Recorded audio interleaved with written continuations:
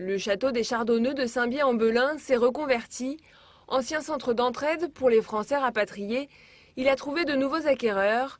Ce peintre russe est venu chercher l'inspiration en Sarthe, sous le regard de Dante, son mentor.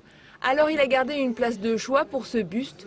Son environnement stimule son imagination et ce lieu est propice à la créativité.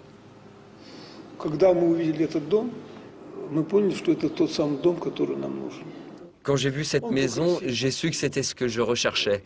Elle est magnifique, autant à l'intérieur qu'à l'extérieur. Et bien qu'elle ait servi à autre chose pendant plusieurs années, elle a conservé son esprit artistique. Ce lieu, il l'a investi avec sa compagne, Yulia, illustratrice de livres. Son œuvre a été primée à plusieurs reprises à Moscou et Saint-Pétersbourg. Son truc à elle, c'est les histoires pour enfants. Le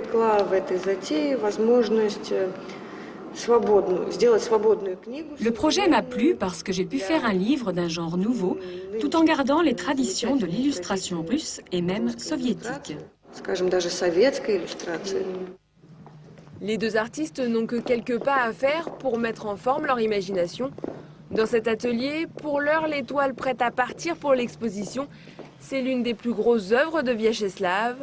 30 toiles pour constituer une frise géante de 2,60 m de haut sur 4,50 m de long. Inspiré de l'hôtel du musée de Pergamon de Berlin, il retrace l'évolution des civilisations depuis sa naissance avec une approche contemporaine. La vie est un mélange du passé et de l'avenir. Un être humain puise sa culture dans le passé et c'est seulement ainsi qu'il peut évoluer. Toutes ces œuvres seront visibles au Palais des Congrès et à la mairie du Mans du 17 décembre au 28 février prochain.